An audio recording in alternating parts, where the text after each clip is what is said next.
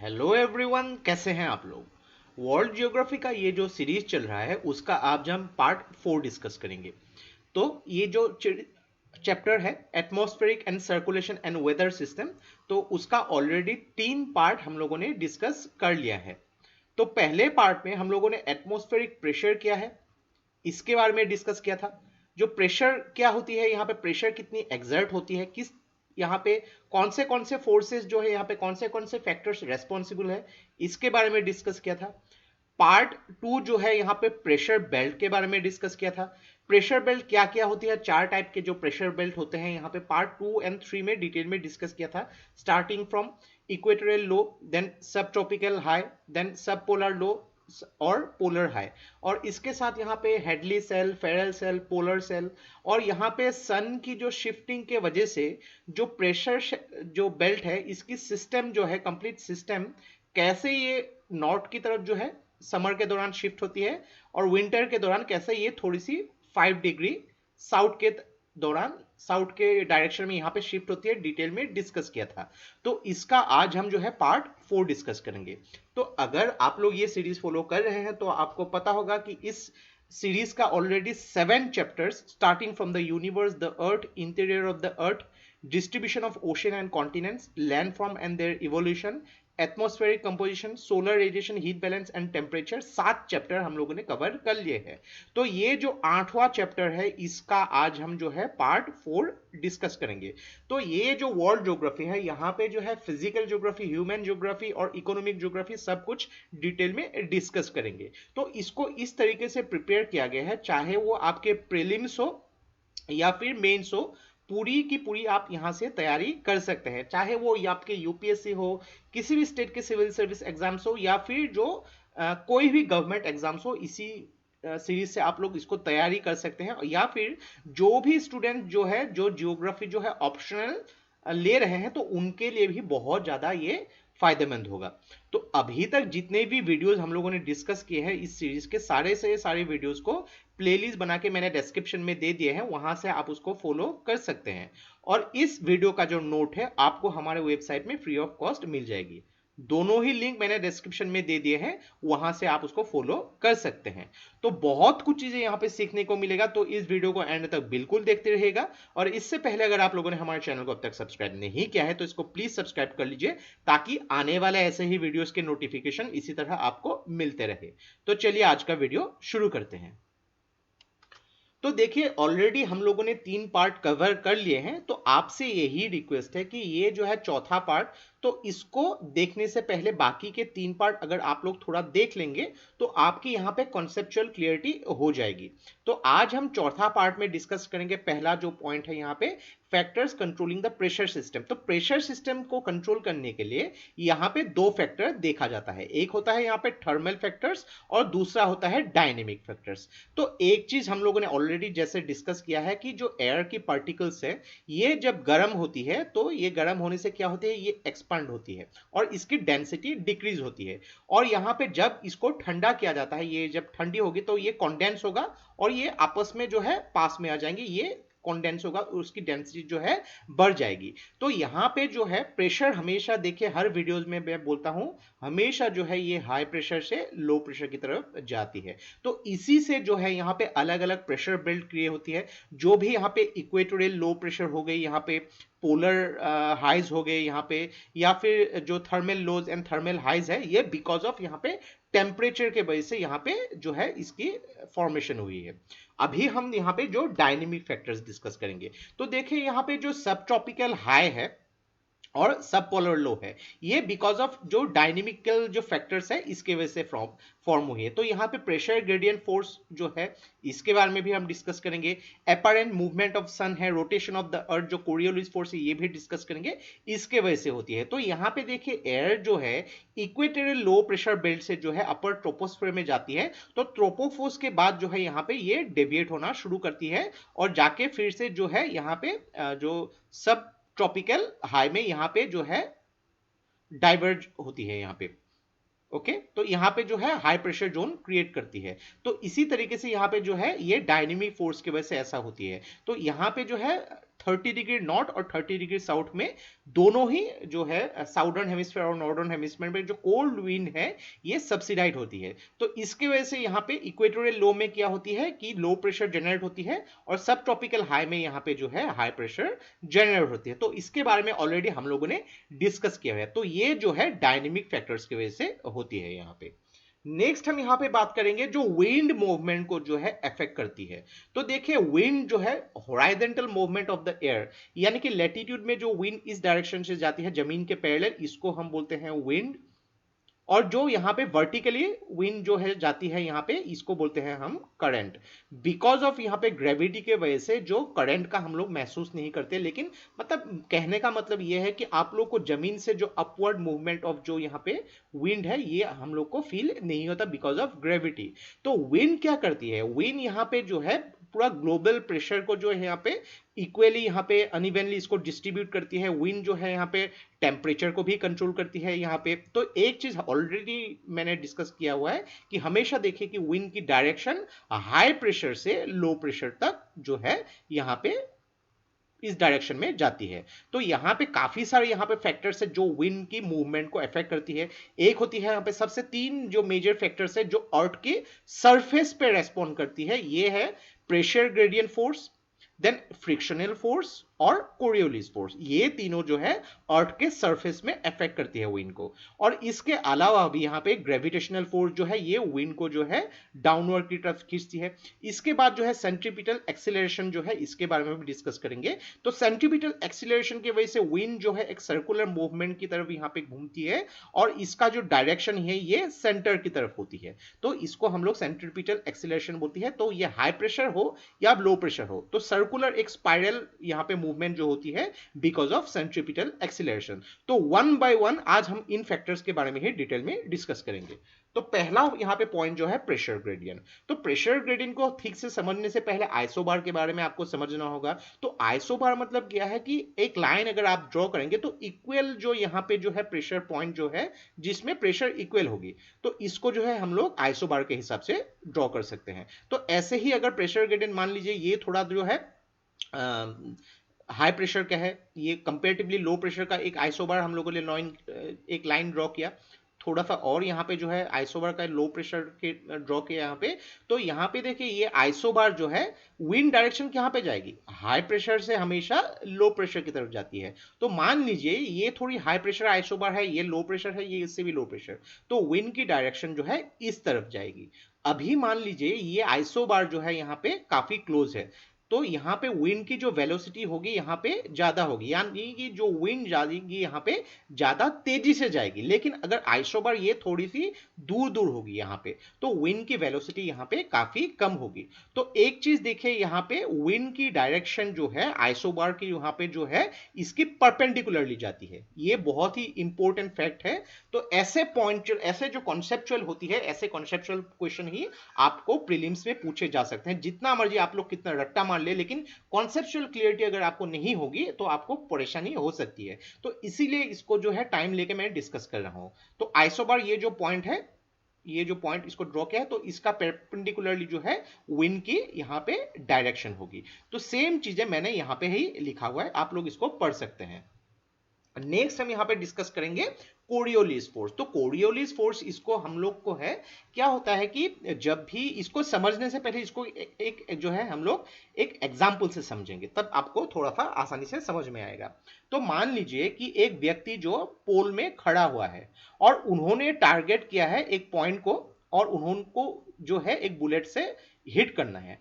अभी उन्होंने गोली तो चलाई, लेकिन अर्थ क्या है कि वेस्ट से लेके इस डायरेक्शन में घूम रही है, हमेशा याद रखिएगा, वेस्ट से लेके इस डायरेक्शन में, इस डायरेक्शन जो है घूम रही है। तो इन्होंने जो है इस पॉइंट में टारगेट करके जब बुलेट को चलाई, तो लेकिन अर्थ बिकॉज यहाँ पे घूम रही है, लेकिन क्या होगा, टारगेट आगे चली जाएगी, ये जो है उनकी गोली इस जगह पे ही लगेगी, यानी कि टारगेट के लेफ्ट साइड में लगेगी इनकी। ये जो डेविएशन हुई है, ये देखिए ये जो ब्लू लाइन है, ये ओरिजिनल जो है उन्होंने प्लान किया हुआ था टारगेट, लेकिन ये आगे चली गई और इनकी जो एक्चुअल गोली जो लगी है, जो बुलेट ने हिट किया इस डायरेक्शन में, तो ये जो डेविएशन हुई है बिकॉज ऑफ कोरियोलिस फोर्स।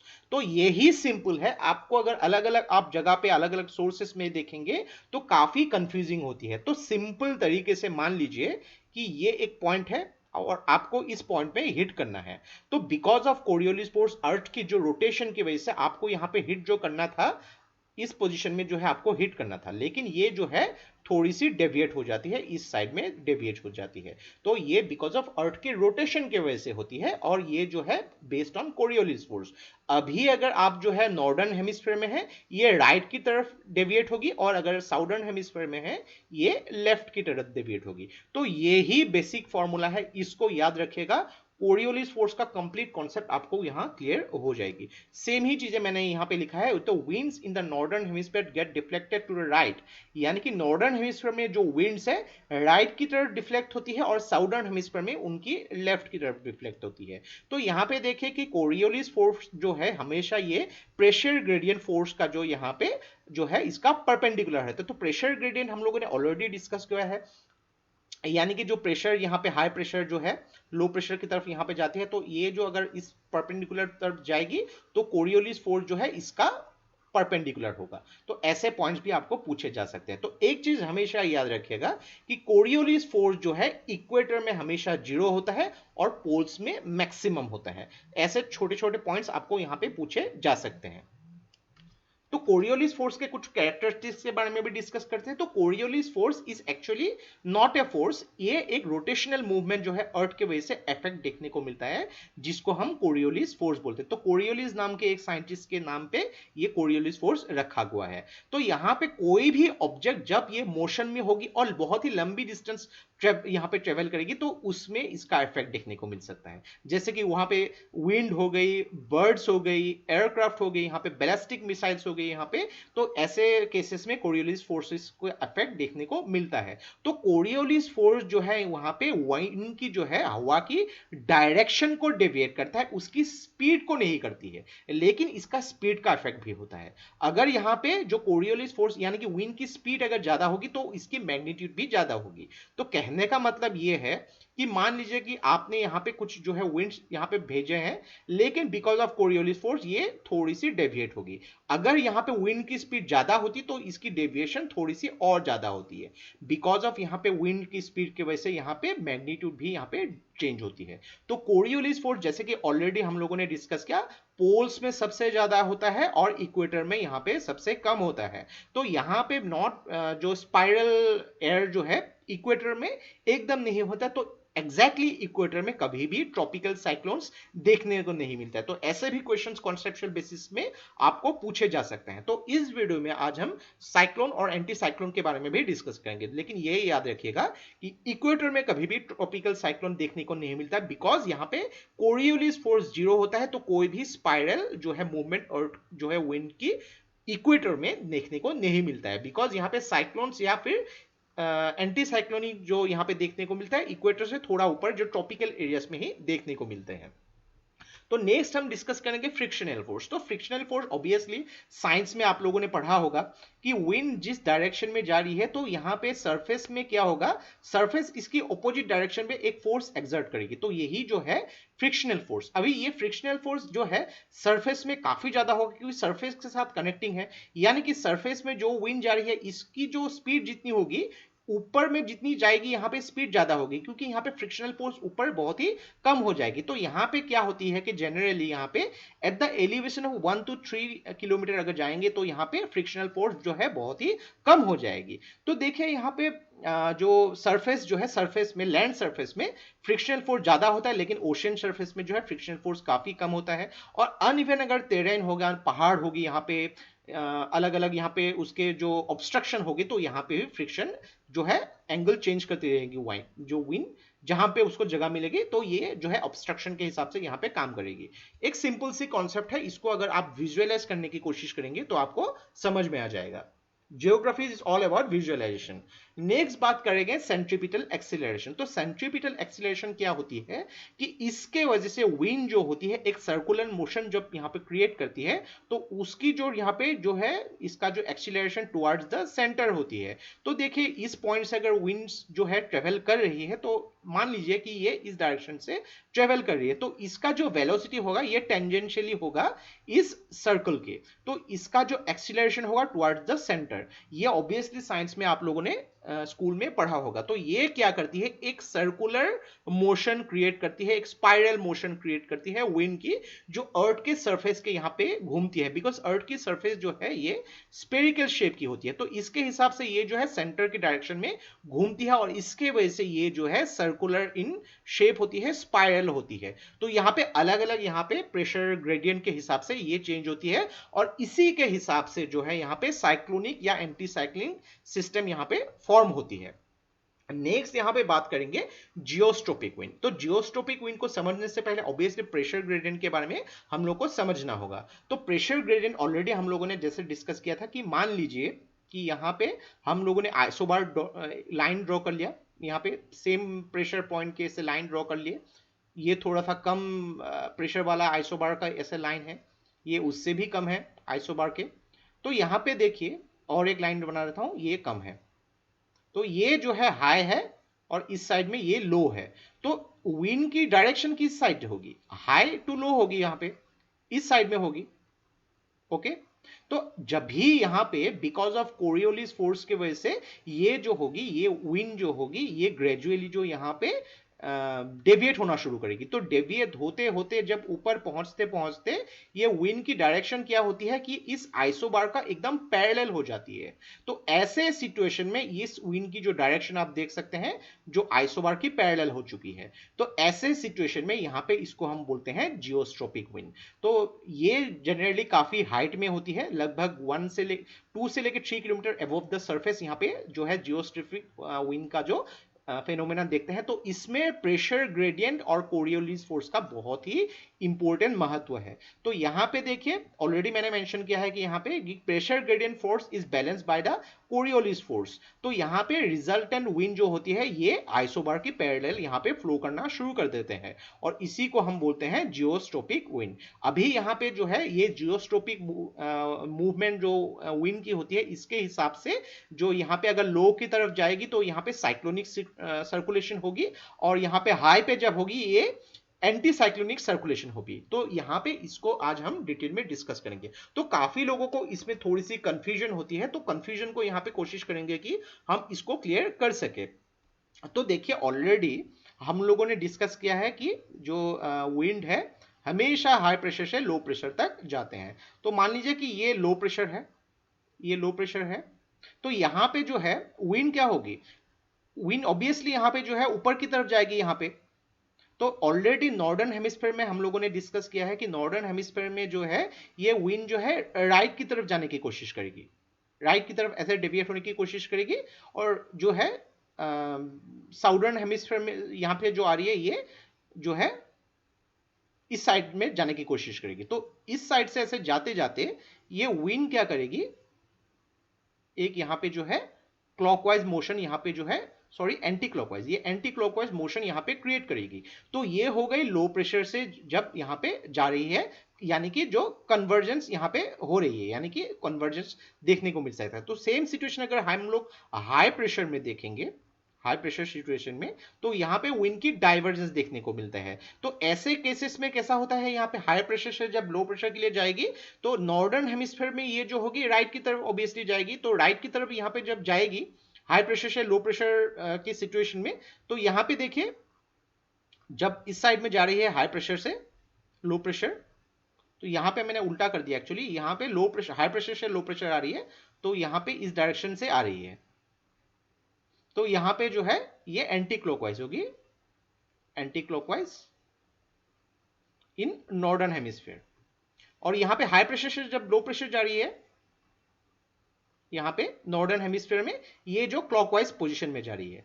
तो नॉर्दर्न हेमिस्फीयर में जब यहाँ पे विंड का डाइवर्जेंस हो रही है नॉर्दर्न हेमिस्फीयर पे, तो ये है क्लॉकवाइज डायरेक्शन में, ये क्लॉकवाइज डायरेक्शन में होगी। सेम सिचुएशन अगर हम लोग साउदर्न हेमिस्फीयर में देखेंगे, तो साउदर्न हेमिस्फीयर में यहाँ पे देखिए ये जो लो प्रेशर पॉइंट है यहाँ पे, जो ये जो है लो प्रेशर से जो है यहाँ पे करंट जो है हाई प्रेशर की तरफ जो है हाई प्रेशर से लो प्रेशर जो है यहाँ पे इस तरफ से आ रही है यहाँ पे।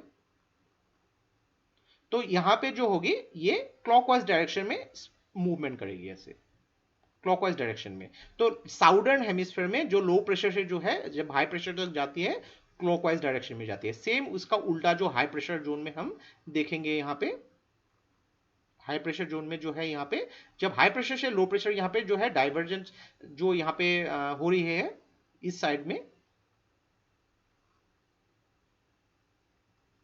हाई प्रेशर से लो प्रेशर जब जा रही है इस साइड में, तो ये जो है इसका डायरेक्शन जो है यहाँ पे एंटी क्लॉकवाइज होगी, एंटी क्लॉकवाइज होगी साउदर्न हेमिस्फीयर में। तो ये तो हम लोगों ने टॉप व्यू देख लिया। अभी इसको अगर हम लोग इसका साइड व्यू अगर देखेंगे तो साइड व्यू देखने से इसको पता लग जाएगा इसको। तो देखिए यहाँ पे ये लो प्रेशर से जब जा रही है यहाँ पे तो साइड से यहाँ पे आ रही है, इस साइड से आ रही है जो एयर ट्रेड विंड्स जो है यहाँ पे आ रही है। तो यहाँ पे क्या होगा, लो प्रेशर से जब ऊपर जा रही है यहाँ पे मॉइस्चर यहाँ पे क्रिएट कर रही है।